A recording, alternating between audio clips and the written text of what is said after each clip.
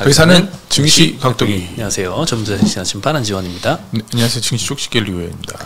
네, 당분간은 저희 둘이 좀 진행을 할 예정입니다. 한 일주일 정도는. 뭔 휴가를 이렇게 자주 가는지 모르겠네. 누가 어제 댓글에도 그렇게 써놨더만. 뭐라고요? 휴가를 왜 이렇게 가냐고. 왜 이렇게 자주 가냐고요? 그렇게 써놨더라고요. 그럼 뭐 어차피 총량은 정해져 있으니까. 아니 그냥 휴가 가면 방송을 쉬면 되지. 뭘 그렇게 열심히 뭐 다 진짜 생방송하는 방송국도 아닌데 그렇게 하는지 모르겠네. 네, 그래도 뭐 꾸준함이 좀 우리의 미덕 아닙니까? 뭐 저랑은 상관없는 얘기라. 네, 오늘 시장은 뭐 시장 지수로만 보면 별로 그렇게 움직이지 않았어요. 둘 다 이제 코스피, 코스닥 다 0.12% 내외로만 좀 등락을 했고, 거의 뭐 중국 소비주의 날이었던 것 같습니다. 중국 한한령이 이제 좀 풀릴 것 같은데 6년 반 만에 한국 단체 관광이 허용되면서 뭐 온갖 화장품, 뭐 항공, 유통, 면세, 뭐 백화점, 면세점, 네, 다 같이 미친 듯이 상승을 했습니다.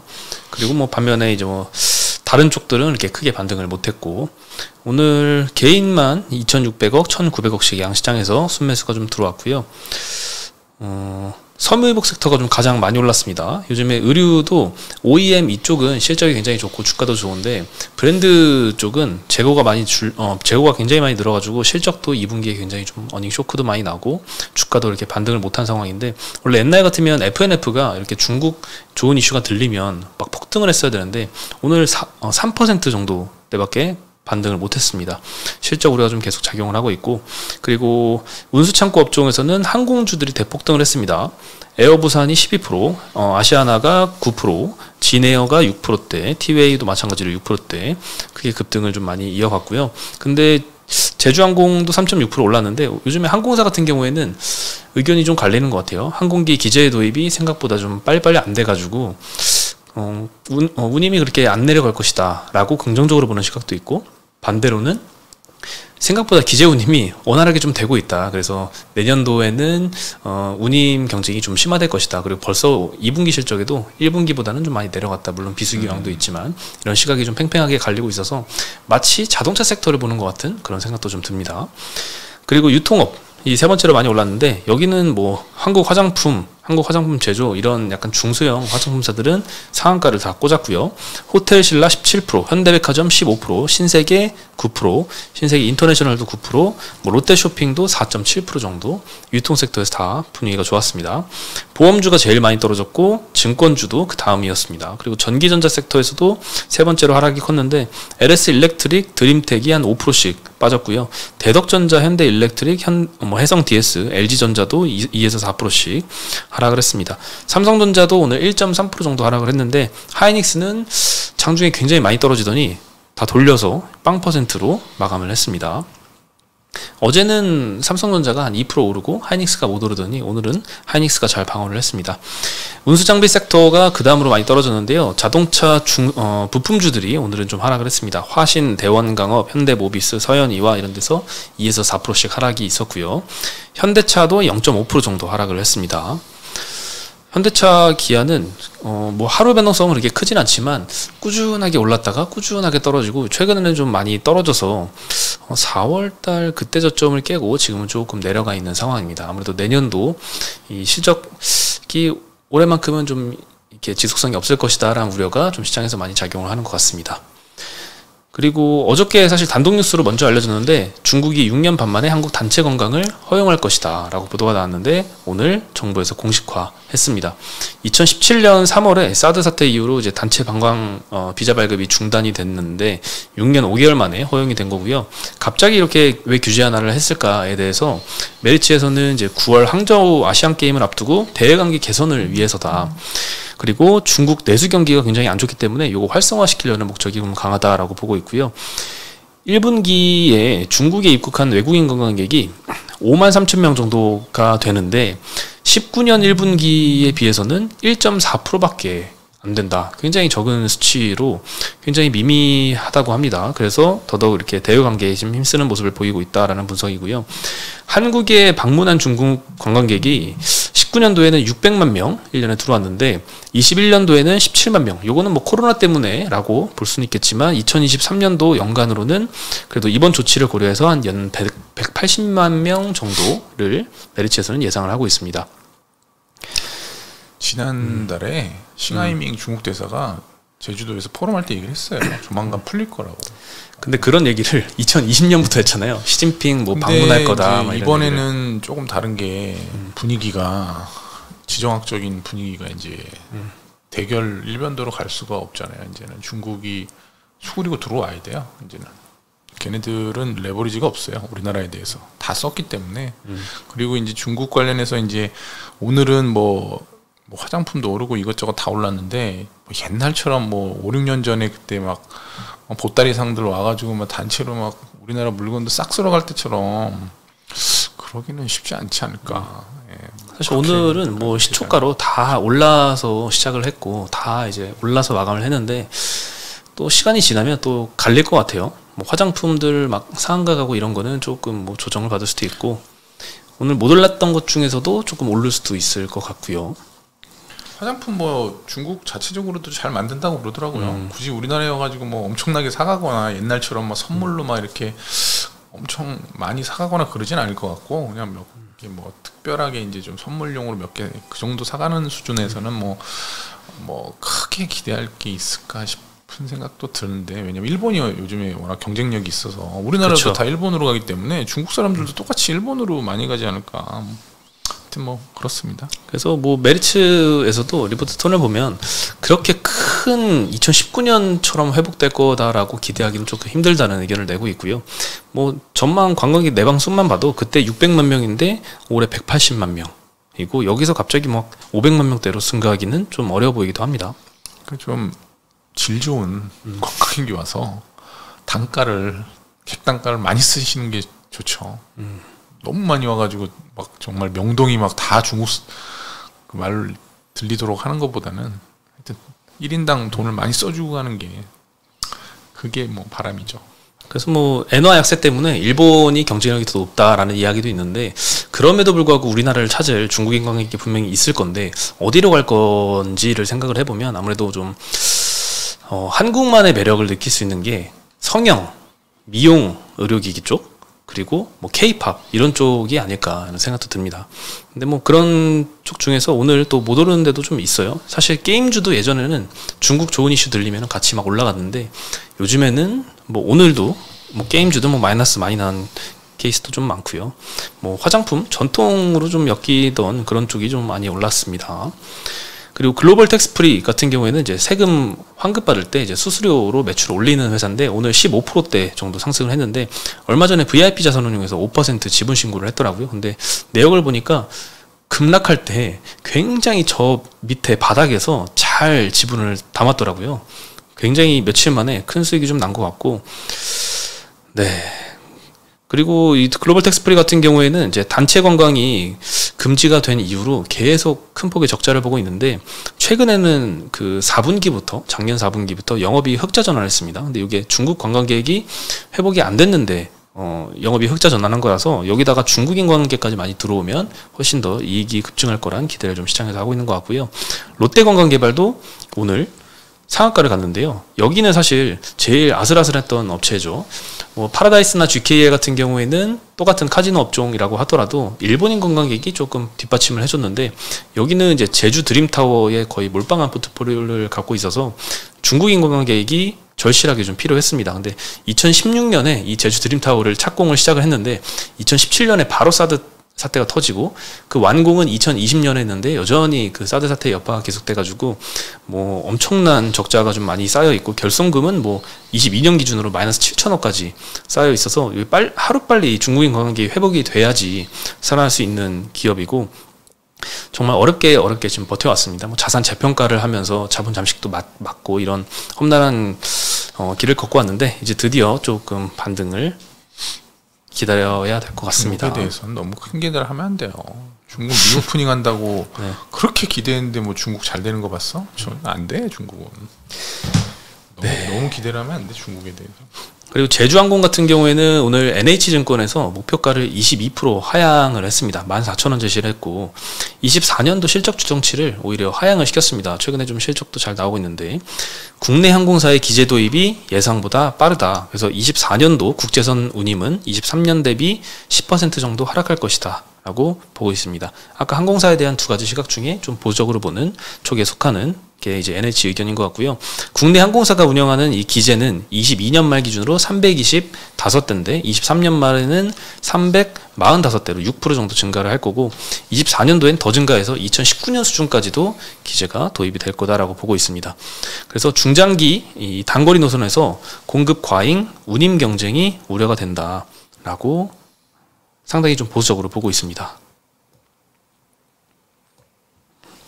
항공 그렇고요. 그리고 반도체 같은 경우에는 오늘 좀 조정을 좀 많이 받았는데 좀 크게 한 두 가지 소식 정도가 나온 것 같습니다. 첫 번째로는 미국이 대중국 투자를 좀 제한하는 발표를 했죠. AI나 이제 반도체 양자 컴퓨터 분야에 대해서는 미국 기업 중에 이제 사모펀드나 VC가 중국에 투자하는 걸 좀 제한하는 행정명령을 발표를 해서 전일 미국 시장에서도 필라델피아 반도체 지수가 한 2% 정도 하락을 했고요. 우리나라 기재부 등의 보도 자료를 보면은 우리나라는 좀 영향을 받지는 크게 않을 것이다 라고 보고는 있는데 시장에선 그래도 좀 우려를 하는 것 같아요. 아무래도 중간재 납품 물량이 조금 줄어들 수도 있고 그리고 이 투자를 제한하는 범위가 외국까지 이렇게 확대될 수도 있다는 우려는 계속 있어서 오늘 반도체 주가 하락에 영향을 좀 끼친 것 같고요. 그리고 특히나 이제 원익 IPS라는 회사는 오늘 거의 11% 가까이 굉장히 많이 다른 데보다 더 많이 빠졌는데 삼성증권에서 목표가를 32,000원으로 제시를 했습니다. 이게 전일 종가가 34,000원대인데 그것보다도 더 낮은 수치니까 굉장히 보수적으로 보고 있는 것 같은데 일단 2분기 실적 부진은 고객사의 셋업 지연 때문이다. 전공정 투자 강도에 비해서 기대감이 좀 선반영됐다라고 언급을 하고 있습니다. 지금 뭐 기대감 선반영 안 된 게 어딨어. 반도체 다 기대감으로 올라갔지. 뭐 실적 나오는 애들도 없는데 그렇게 따지면 하이닉스가 제일 심해요 지금 기대감이. 리포트를 쓰신 분 제가 좋아하는 분인데 삼성증권에 쓰신 분 조금 이거 좀 다른 거 대비해서 너무 좀 안 좋게 생각하는 것 같아요 원익 IPS를. 근데 오늘 반도체 떨어진 거는 뭐 미국 투자 제한법 이런 거 그런 것보다는 이제 엔비디아가 좀 떨어져서. 엔비디아 근데 솔직히 뭐 워낙 많이 올라서. 그렇죠. 엔비디아가 4.7% 어제 하락을 했는데 엔비디아 떨어진 건 사실 이 모건 스탠리 영향도 좀 있는 것 같아요. 이 AI 열풍 이 좀 과도하다. 엔비디아 버블 붕괴가 임박했다. 이렇게 굉장히 센 워딩을 좀 냈는데 뭐 내용은 이렇습니다. 100년 동안 있었던 약 70개 정도의 버블을 분석해 본 결과 평균적으로 한 3년 동안 154% 급등했는데 3년 동안 154%가 평균인데 엔비디아는 올해만 200% 폭등을 했다. 그래서 이거는 버블의 막바지다라고 언급을 했습니다. 뭐 여전히 근데 좋게 보는 시각도 있어요. BOA 같은 경우에는 AI 열풍 과도하긴 하지만 아직 사그라질 정도는 아니다. 이렇게 좀 보고는 있는데 어쨌든 이렇게 좀 버블이라고 인식하는 이런 시각도 한 번씩 나오면서 이런 많이 올랐으니까 수급적으로 수 있는 거죠. 네, 이런 거 조정을 받을 수 있죠. 많이 올랐으니까 또 팔고 싶은 사람도 있잖아요. 위에서 그런 사람들이 팔고 뭐 또 몰린 사람들도 위에 있을 거고. 근데 이제 AI 관련된 이 산업이랑 우리 예전에 이제 막 메타버스 한동안 확 정말 엄청 핫하게 이슈가 됐었잖아요. 근데 메타버스는 이제 거품이 꺼진 거죠. 지금 완전히 꺼져서 지금 사실 메타버스 얘기하는 사람 거의 없잖아요. 지금 아예 없죠. 아예 없고 메타에서 원래 이름도 메타로 바꿨잖아요. 정말 메타버스 하겠다고. 네. 잘못 바꾼 것 같아 걔네는. 근데 둘의 차이점이 뭐냐? 뭐 메타버스하고 이 AI의 차이점은 인간에 대한 이제 어차피 둘 다 인간을 지향하는 서비스잖아요. 근데 하나는 그냥 어떤 즐거움. 메타버스는 약간 즐거움이나 이런 어떤 그런 유의 그런 쪽으로 이제 접근을 하는 게 많고 AI는 솔직히 이게 그런 쪽보다는 뭐 물론 그런 쪽도 있는데 인간의 편리함을 추구를 하는 거거든요. 그럼 이게 인간이 돈을 지불할 때 편리한 거에 지불을 할 거냐 아니면 즐거움을 막 이 여분으로 느끼는 즐거움에 돈을 더 많이 지불할 거냐 생각해보면 답이 나와. 편한 거는 한번 이거를 경험하면 안 할 수가 없어요. 계속 해야 돼. 그래서 AI는 계속 이게 정말 산업으로서 나중에 이제 큰 뭐 캐파를 가지게 될 거고 메타버스는 이제 뭐 되긴 되겠죠 나중에. 근데 이제 뭐 AI나 그런 것처럼 크게 가기는 어렵다. 그래서 아마 이 산업의 차이가 생긴 게 아니야. 그래서 AI는 버블인지 아닌지는 뭐 사실 몰라요. 저도 모르고 뭐 나중에 아는 거니까 버블은 꺼져야 아는 거니까요. 근데 이 부분은 뭐 로봇과 더불어서 AI는 뭐 반드시 나중에 산업적으로 매우 큰 산업이 될 거기 때문에 뭐 버블이 붕괴되더라도 다시 갈 거다. 그렇게 보는 게 맞다. 그런 말씀 좀 드리겠습니다. 네. 마지막으로 이제 은행권 가계 대출 잔액이 1,068조 원 찍고 7월 말 기준입니다. 사상 최고치를 돌파를 했습니다. 전월 대비 6조 원 정도 증가를 했고요. 6조 원 증가라는 수치는 21년도 9월 달에 6.4조 원 증가했었는데 이때 이후로 가장 최대폭으로 증가를 했던 수치라서 굉장히 주택담보대출을 최근에 좀 많이 받고 있다라는 사실이 통계로 좀 보이네요. 주담대 같은 경우에는 5개월 연속으로 지금 상승을 하고 있고 가장 큰 영향은 특례 보금자리 대출이 영향을 좀 끼친 것 같습니다. 1월 말 출시했는데 현재까지 뭐 31조 원 정도 쌓였다고 합니다. 7월 말까지니까 6개월 동안 한 매월 5조 원씩 평균적으로는 빠르게 증가를 한 거죠. 그래서 최근에 뭐 집값도 많이 반등을 하고 요 대출 영향이 좀 많이 끼치지 않았나 생각이 들고요. 특례 보금자리 대출 같은 경우에는 준비된 한도에 한 80% 가까이 찬 것 같아요. 올해 공급 목표가 한 40조 원 정도인데 하반기 내로 조금 소진이 될 것 같습니다. 이게 뭐 은행주들 입장에서는 그렇게 나쁜 이슈는 아닌 것 같아요. 당장에 일단 연체율은 좀 낮은 상황에서 가계대출 성장률이 꺾이면서 조금 NIM도 조금 감소하는 모습을 보였는데 이렇게 다시 증가하면 또 이자 수익을 조금 더 기대를 해볼 수도 있지 않을까 이런 생각도 좀 듭니다. 특례 보금자리랑 끝나면 이제 사람들이 주택 못 사겠네.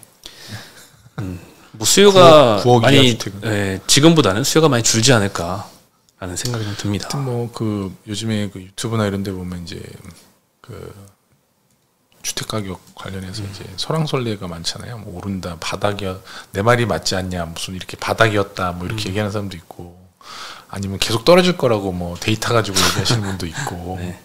자, 이제 뭐 저는 잘 모르겠고, 뭐 하여튼 어떻게 될지 참 구경하는 재미는 있는 것 같아. 원래 하락한다고 했던 분들도 계속 하락한다고 지금 계속 얘기를 하더라고요. 뭐 입장이 아직 안 변하신 것 같아요. 안 변했더라고. 안 변하고 뭐 썸네일에는 뭐 큰 폭의 뭐가 올 거다 뭐 이렇게 얘기하시는 분들도 있던데 뭐 하여튼 뭐 두고 봐야죠. 뭐. 그분들 뭐 맞는지 안 맞는지 두고 봐야 되고. 원래 집 사신다고 하지 않았어요? 이번 기회에 아니요, 잡을 거라고. 저는 그럴 생각이 있었는데 네. 뭐 인위적인 그런 부분이 생겨가지고 여전히 생각은 없으신가요? 네, 별로 계획이 없습니다. 그렇군요. 계획이 없고 일단은 뭐 시장은 뭐 저는 개인적으로는 지금 제 포지션은